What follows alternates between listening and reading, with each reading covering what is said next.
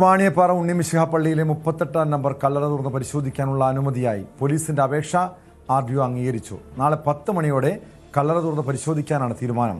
Police സർജനും forensic വിദഗ്ധരും സംഘത്തിലുണ്ടാകും. 2006-ലും 2015-ലും മൃതദേഹങ്ങൾ സംസ്കരിച്ച കല്ലറയിൽ മൂന്നാമതൊരു മൃതദേഹം കൂടി ഉണ്ടെന്നാണ് ഉയരുന്ന സംശയം. ഇതിനിടയിൽ സിജോസ് കറിയുടെ തിരോധാനവുമായി ബന്ധപ്പെട്ട് കൂടുതൽ പേരുടെ മൊഴി പോലീസ് ശേഖരിച്ചിട്ടുണ്ട്. വിവരങ്ങളുമായി KV ബൈജു ചേരുന്നു. ബൈജു, കഴിഞ്ഞ കുറച്ച് ദിവസങ്ങളായി നാട്ടുകാർ, ഇടവകയിലെ വിശ്വാസികളൊക്കെ വലിയ ആശങ്കയിലാണ്, ഭീതിയിലാണ്. എന്താണ് സംഭവിച്ചതെന്ന് അറിയണം. നേരത്തെ കഴിഞ്ഞ ദിവസം അവിടുത്തെ വികാരിയച്ഛൻ ഫാദർ ജിൽബർട്ട് സൂചിപ്പിച്ചതുപോലെ 3 മൃതദേഹങ്ങൾ, മൂന്നാമത്തെ ആരുടേതാണ് അറിയണം. അത് സിജോസ് കറിയെ, നേരത്തെ വർഷങ്ങൾക്ക് മുൻപ് അവിടെ നിന്നും കാണാതായ സിജോസ് കറിയുടെ തിരോധാനവുമായി ഇതിന് ബന്ധമുണ്ടോ തുടങ്ങിയ കാര്യങ്ങളിലൊക്കെ എന്തായാലും ഒരു 24 മണിക്കൂറിനുള്ളിൽ വ്യക്തത വരുമെന്ന് പ്രതീക്ഷിക്കാമല്ലേ?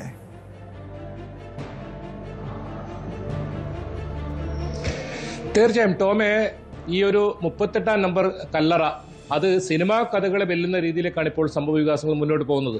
ഒരു പക്ഷേ ഇതൊരു ക്ലൈമാക്സ് ആയിരിക്കുമോ, അതല്ല ഇതൊരു വലിയ കുറ്റാന്വേഷണത്തിന്റെ തുടക്കമായിരിക്കുമോ, അതാണ് നമുക്ക് ഇനി നാളെ അറിയാൻ പോകുന്നത്. അതായത് രാവിലെ 10 മണിക്കാണ് ഇത് സംബന്ധിച്ച് ഈ ഒരു കല്ലറ ഇപ്പോൾ തുറക്കാൻ തീരുമാനിച്ചിട്ടുള്ളത്. പോലീസിന്റെ അപേക്ഷ RDO അംഗീകരിച്ചു കഴിഞ്ഞിരിക്കുന്നു. പോലീസ് സർജൻ, ഒപ്പം ഫോറൻസിക്സ് വിദഗ്ധർ, അങ്ങനെ വലിയൊരു സംഘം തന്നെ ഈ ഒരു കല്ലറ തുറക്കുന്ന സമയത്ത് ഉണ്ടാകും. കാരണം ഈ ഒരു പ്ലാസ്റ്റിക് പായയിൽ അതൊരു മൃതദേഹമാണെന്ന നിഗമനത്തിലേക്കാണ് ഏറ്റവും ഒടുവിലായി ഇപ്പോൾ എത്തിയിട്ടുള്ളത്. അങ്ങനെ ഒരു മൃതദേഹമാണെങ്കിൽ, വർഷങ്ങൾ പഴക്കമുള്ള മൃതദേഹമാണെങ്കിൽ അതിൽ DNA പരിശോധന നടത്തേണ്ടി വരും. കാരണം നേരത്തെ സൂചിപ്പിച്ചതുപോലെ തന്നെ സിജോ സക്കറിയെ കാണാതായ സംഭവം പരാതിയുണ്ട്. അത് ആ സിജോസ് കറിയാണെന്ന് അറിയേണ്ടതുണ്ട്. അതോടൊപ്പം അതിനെല്ലാം അപ്പുറം ഈ ഒരു വസ്തു എന്താണ് എന്നതാണ് ഏറ്റവും പ്രധാനം. അതോടൊപ്പം ഇതിൽ DNA പരിശോധന നടത്തുന്നതിനോടൊപ്പം മറ്റൊരു പ്രധാനപ്പെട്ട കാര്യം, ഇത് ഇൻക്വസ്റ്റ് നടപടികൾ പൂർത്തിയാക്കേണ്ടി വരും. സാങ്കേതികപരമായ അതീവ സങ്കീർണതകളാണ് പോലീസിന് മുന്നിൽ ഇനിയുള്ളത്. ഇൻക്വസ്റ്റ് നടപടി ഒരു 3 മണിക്കൂറെങ്കിലും സമയമെടുക്കും. അതിനുശേഷം ഇത് പോസ്റ്റ്മോർട്ടത്തിനായോ അല്ലെങ്കിൽ അങ്ങനെ എന്തെങ്കിലും നടപടിയിലേക്ക് കൊണ്ടുപോകേണ്ടി വരും. DNA സാമ്പിൾ ശേഖരിക്കേണ്ടി വരും. പിന്നീട് ഇത് ആരുടേതാണ് മൃതദേഹം എന്ന് കണ്ടെത്തുകയായിരിക്കും പോലീസിന്റെ ജോലി. അങ്ങനെ സങ്കീർണതകൾ നിറഞ്ഞ ഒരു അന്വേഷണത്തിലേക്ക് നാളെ രാവിലെ 10 മണിക്ക് തുടക്കം കുറിക്കുന്നു. അതായത് 10 ദിവസത്തിലധികം നീണ്ട അനിശ്ചിതത്വം, വലിയ വിവാദങ്ങൾ, ഒരു ഘട്ടത്തിൽ പോലീസ് ഇതിൽ ദുരൂഹതയില്ല എന്ന് പറഞ്ഞ് അവസാനിപ്പിക്കാൻ ശ്രമിച്ച ഒരു കേസ്, അതിൽ പള്ളി ശക്തമായി ഇടപെടുന്നു. ഇതിൽ തങ്ങൾക്ക് ഇതിലൊരു ദുരൂഹത മാറ്റണം എന്നാവശ്യപ്പെട്ട് പള്ളി കമ്മിറ്റി ഭാരവാഹികളും ഇടവക അംഗങ്ങളും എല്ലാവരും ഒരേ സ്വരത്തിലെത്തിയതോടുകൂടിയാണ് പോലീസിൽ ഇതിൽ വലിയ പ്രതിരോധത്തിലായത്. അതിനിടയിൽ തന്നെ ഈ സിജോ മാത്യു സക്കറിയുടെ ഈ ഒരു തിരോധാനവുമായി ബന്ധപ്പെട്ട പരാതി കൂടി വന്നപ്പോൾ ഇതിൽ വേഗത വർദ്ധിച്ചു എന്ന് വേണം പറയാൻ. അങ്ങനെ കോഴിക്കോട്, കണ്ണൂർ 2 ജില്ലകളിലെ റൂറൽ SP-മാർക്കാണ് അന്വേഷണ ചുമതല. വലിയ തോതിലുള്ള പോലീസ് സംഘം നാളെ ഈ ഒരു കല്ലറ തുറക്കുന്ന സമയത്ത് ഉണ്ടാകും. ഇപ്പോഴും പോലീസ് കാവലിലാണ് ഈ ഒരു കല്ലറയുള്ളത്. അതായത് ഈ കഴിഞ്ഞ ദിവസങ്ങളിലൊന്നും കാവലുണ്ടായിരുന്നില്ല. ഇന്നലെയാണ് ഇതിലൊരു FIR പോലും രജിസ്റ്റർ ചെയ്യുന്നത്. പരാതി 13-ാം തീയതിയാണ് ഇങ്ങനെ ഒരു മറ്റൊരു മരണം സംഭവിക്കുകയും സമയത്ത് ഈ ഒരു കല്ലറ വിട്ടുകൊടുക്കുകയും കല്ലറ തുറക്കുകയും ചെയ്യുന്നത്. അങ്ങനെയാണ് ഇതിനകത്ത് ഒരു മൃതദേഹം നേരത്തെ അടക്കം ചെയ്തുകൂടാതെ മറ്റൊരു മൃതദേഹം, അത് ഒരിക്കലും അങ്ങനെ ക്രിസ്തീയ ആചാര പ്രകാരം ഒരിക്കലും അങ്ങനെ ആ മൃതദേഹം സംസ്കരിക്കാറില്ല. അത്രത്തോളം പായയിൽ കെട്ടി പൊതിഞ്ഞ രീതിയിലാണ് അത് ഉള്ളത്. എന്തായാലും ഇതിൽ വലിയ ദുരൂഹതകളുണ്ട്. ഈ 2014-ൽ ഇവിടെ എത്തി 2021-ലാണ് ഇവർ പരാതി കൊടുക്കുന്നത്. ഈ കാലയളവിൽ ഈ സിജോ സക്കറിയയ്ക്ക് എന്ത് സംഭവിച്ചു എന്നതാണ് ഉയർന്ന ഏറ്റവും വലിയ ചോദ്യം.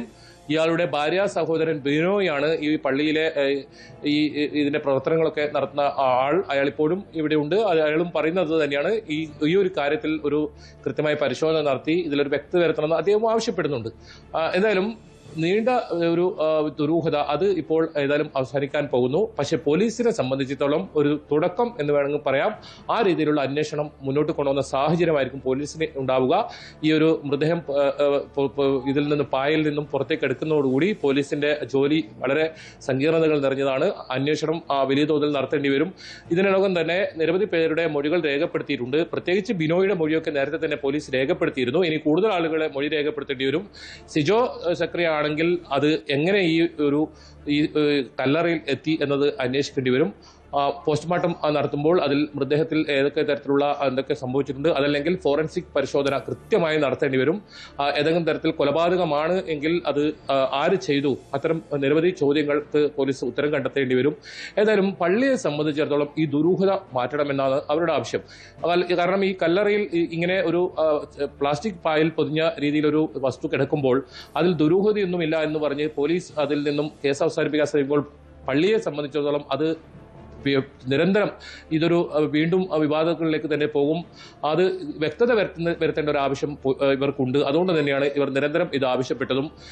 ഇപ്പോൾ നിലവിലുള്ള അന്വേഷണത്തിൽ തൃപ്തിയാണ് എന്നാണ് പള്ളി വികാരി ഉൾപ്പെടെ കഴിഞ്ഞ ദിവസം നമ്മോട് വ്യക്തമാക്കിയിരിക്കുന്നത്.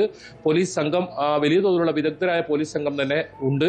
നേരത്തെ ഉണ്ടായതുപോലെ കരിക്കോട്ടഗിരി പോലീസ് അല്ല ഇപ്പോൾ ഈ ഒരു സംഭവം അന്വേഷിക്കുന്നത്. ഇത് കൂടാതെ നേരത്തെ സൂചിപ്പിച്ചതുപോലെ 2 SP-മാർക്ക്, റൂറൽ SP-മാർക്ക് ഇതിന്റെ ചുമതല DGP നേരിട്ട് നൽകിയിരിക്കുന്നു.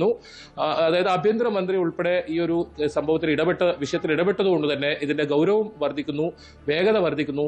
നാളെ രാവിലെ 10 മണിക്ക് 38-ാം കല്ലറ തുറന്നു കഴിഞ്ഞാൽ അപ്പോൾ തന്നെ ഈ പ്ലാസ്റ്റിക് പായ പുറത്തേക്കെടുത്ത് അതിനകത്ത് ഉള്ള വസ്തു, അത് മൃതദേഹമാണെങ്കിൽ അതിനുശേഷം തുടർ അന്വേഷണം ആ രീതിയിലേക്ക് പോകും. അതല്ല, മൃതദേഹമല്ല, മറ്റേതെങ്കിലും വസ്തുവാണെങ്കിൽ അതെങ്ങനെ അവിടെ എത്തി, അത്തരം കാര്യങ്ങളിലേക്ക് മാത്രം അന്വേഷിച്ചാൽ മതിയാകും. പക്ഷെ ദുരൂഹത നാളെ അകലും. പക്ഷെ പോലീസിനെ സംബന്ധിച്ചിടത്തോളം അത് വീണ്ടും ഉത്തരം കിട്ടാത്ത നിരവധി ചോദ്യങ്ങളിലേക്ക് പോലീസിന് പോകേണ്ടി വരും. 2014 നേരത്തെ സൂചിപ്പിച്ചതുപോലെ തന്നെ കുറ്റ്യാടി പോലീസ് സ്റ്റേഷൻ പരിധിയിലുള്ള കോഴിക്കോട്ടെ ഈ സിജോ സ്കറിയ ഇവിടെ വിവാഹിതനായി വരുന്നത്. അയാളുടെ വീട്ടിൽ പിണങ്ങിയതിനു ശേഷം പിന്നീട് അവരുമായിട്ട് യാതൊരു ബന്ധവും ഉണ്ടായിരുന്നില്ല. 2020 ഈ ബന്ധുക്കൾ സിജോ സ്കറിയയെ കുറിച്ച് അന്വേഷിക്കുന്നത്. അപ്പോൾ ആണ് ഇവർ അറിയുന്നത് അവിടെ നിന്നും കാണാതായിട്ടുണ്ട് എന്നത്. പിന്നീട് അവർ പരാതി നൽകുന്നു. പോലീസ് അന്വേഷണം ഊർജിതമായി നടന്നെങ്കിലും അന്ന് സിജോനെ കണ്ടെത്താൻ സാധിച്ചിരുന്നില്ല. ഇപ്പോൾ ഏറ്റവും ഒടുവിലായി ഇങ്ങനൊരു വാർത്ത പുറത്തു വന്നതോടുകൂടി ഇവർ അതിൽ സംശയം പ്രകടിപ്പിച്ച് രംഗത്തെത്തുകയായിരുന്നു. DGPക്കും ആഭ്യന്തരമന്ത്രിക്കും പരാതി നൽകുകയായിരുന്നു. വളരെ വേഗത്തിൽ തന്നെ അന്വേഷണം മുന്നോട്ട് പോകുന്ന സാഹചര്യമാണ് പിന്നീട് കണ്ടത്. ഗൗരവത്തോടുകൂടി കാണേണ്ട വിഷയമാണ്. പക്ഷെ പോലീസ് തുടക്കത്തിൽ ഇത്തരമൊരു പരാതി ഉയർന്നു വന്നപ്പോൾ ഇത് അന്വേഷിക്കേണ്ട കാര്യമില്ല, ചില സംശയങ്ങൾ മാത്രമാണെന്നായിരുന്നു പോലീസിന്റെ ഒരു നിഗമനം, അല്ലെങ്കിൽ പോലീസിന്റെ വിലയിരുത്തൽ അതായിരുന്നു. അതിനുശേഷം ഈ സിജോ സ്കറിയയുടെ കുടുംബം പരാതി നൽകിയതോടുകൂടിയാണോ ഈ കേസിൻ്റെ മാനം തന്നെ മാറിയത്? ഇവിടെ ഒരു കൊലപാതക സാധ്യത ഉണ്ട് എന്നൊരു നിഗമനത്തിലേക്ക് അന്വേഷണ സംഘം എത്തിയത്?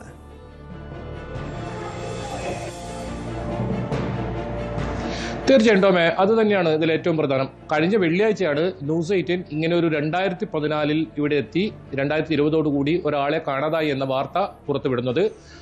ഈ വാർത്ത ഒപ്പം മറ്റു ചില മാധ്യമങ്ങളും ഈ വാർത്ത അതിനുശേഷം പുറത്തു വിട്ടിരുന്നു. ഇത് ശ്രദ്ധയിൽപ്പെട്ടതോടുകൂടിയാണ് ഈ കുടുംബത്തിന് സംശയം വന്നത്. കാരണം ഇത് കാലയളവ് പരിശോധിക്കുമ്പോൾ ഏകദേശം സമാനമാണ് ഈ ഒരു പറയുന്ന സാഹചര്യം. അങ്ങനെ അവർ പരാതിയുമായി മുന്നോട്ട് വരുന്ന സാഹചര്യത്തോടു കൂടിയാണ് ഇതിന്റെ കേസിൽ ഒരു വലിയ വഴിത്തിരിവുണ്ടാകുന്നതെന്ന് പറയേണ്ടി വരും. കാരണം 2006 ഒരു മൃതദേഹം ഇവിടെ സംസ്കരിച്ചിട്ടുണ്ട്.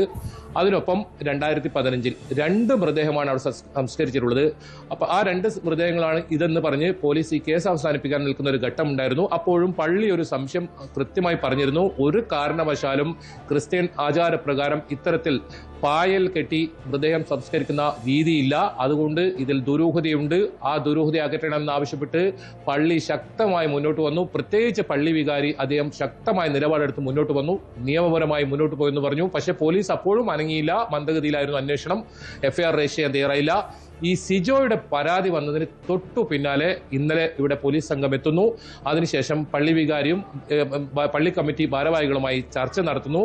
രാത്രി 8 മണിയോടുകൂടി തന്നെ FIR രജിസ്റ്റർ ചെയ്യുന്നു. ഇന്നലെ രാത്രി തന്നെ RDOക്ക് ഇത് സംബന്ധിച്ച അനുമതിക്കായി അപേക്ഷ നൽകുന്നു. ഇന്ന് ഉച്ചയോടുകൂടിയാണ് RDO ഇതിന് അനുമതി നൽകുന്നതും നാളെ രാവിലെ 10 മണിക്ക് സമയം അനുവദിക്കുന്നതും. അങ്ങനെ വളരെ പെട്ടെന്ന് തന്നെ ഈ സിജോ സ്കറിയയുടെ തിരോധാനവുമായി ബന്ധപ്പെട്ട പരാതി ഉയർന്നപ്പോൾ ഈ അന്വേഷണം പോയി എന്ന് തന്നെ പറയേണ്ടി വരും. ഏതായാലും കഴിഞ്ഞ കുറച്ച് ദിവസങ്ങളായി നിരന്തരം ഈ വാർത്ത നമ്മളും റിപ്പോർട്ട് ചെയ്യുന്നുണ്ട്. ഇതിന്റെ ഘട്ടങ്ങളും കൃത്യമായി നമ്മൾ റിപ്പോർട്ട് ചെയ്യുന്നുണ്ട്. പോലീസുമായി ആദ്യഘട്ടത്തിലൊക്കെ സംസാരിക്കുമ്പോൾ അവർ തീരെ സഹകരിക്കാൻ തയ്യാറായിരുന്നില്ല. ഇതിലൊരു വാർത്ത പോലും നമ്മളോട് പങ്കുവെക്കാൻ തയ്യാറായിരുന്നില്ല. അപ്പോൾ തന്നെ അത് വലിയ സംശയം ഏറിയിരുന്നു. ഏതായാലും ഇപ്പോൾ പോലീസ് ഇതിൽ കൃത്യമായ നാളെ 10 മണിക്ക് കല്ലറ തുറക്കുമെന്ന വിവരം നമ്മൾക്ക് ഔദ്യോഗികമായി നൽകി കഴിഞ്ഞു. 11-12 മണിയോടുകൂടി തന്നെ ഇതിലൊരു കൃത്യമായ വിവരം പുറത്തു വരും. പിന്നീടാണ് അങ്ങോട്ട് നേരത്തെ സൂചിപ്പിച്ചതുപോലെ ഒരു പക്ഷേ ഇതൊരു വലിയ കുറ്റാന്വേഷണത്തിന്റെ തുടക്കമാകാം. സിജോ സ്കറിയയുടെ മൃതദേഹമാണോ എന്നത് ഐഡന്റിഫൈ ചെയ്യാനുണ്ട്. നേരത്തെ 2006-ലും 2015-ലും ഈ 2006-ലെ മൃതദേഹ അവശിഷ്ടങ്ങളൊന്നും അവിടെ ഉണ്ടാകാൻ സാധ്യതയില്ല എന്ന് തന്നെയാണ് പള്ളി വികാരി ഉൾപ്പെടെ പറയുന്നത്. കാരണം അവർക്ക് അതറിയാം, ഇത്രയും വർഷങ്ങൾ കഴിഞ്ഞാൽ 20 വർഷമൊക്കെ അങ്ങനെ മൃതദേഹം അവിടെ നിൽക്കാനുള്ള സാധ്യതയില്ല. അങ്ങനെ 2015-ലെ ഒരു മൃതദേഹം അവിടെ ഉണ്ട്. അത് അവിടെയുള്ള ആളോട് തന്നെയാണ് അവരുടെ കുടുംബം അത് ആ കല്ലറ തിരിച്ചറിഞ്ഞിട്ടുണ്ട്. ഇനി മറ്റ് മൃതദേഹം ഈ ചക്കിൽ കെട്ടിയ രീതിയിൽ വളരെ അനാദരവോടുകൂടി ഒരു മൃതദേഹം അവിടെ തള്ളിയിട്ടുണ്ട്. അതൊരു ദുരൂഹത കൃത്യമായി അതിലുണ്ട്. അതൊരു കൊലപാതകമാകാനുള്ള എല്ലാ സാധ്യതയുണ്ട്. ഏതായാലും അത് പള്ളി വികാരിയും പറയുന്നുണ്ട്. മൂന്നാമതൊരു മൃതദേഹം, രേഖാപ്രകാരം 2 മൃതദേഹം മാത്രം സംസ്കരിച്ച 38-ാം നമ്പർ കല്ലറയിൽ മൂന്നാമൊരു മൃതദേഹം കൂടിയുണ്ട്. പോലീസും അതിൽ സംശയം ഏറ്റവും ഒടുവിലായി ഇന്നലെ പ്രകടിപ്പിക്കുന്ന സാഹചര്യമുണ്ടായി.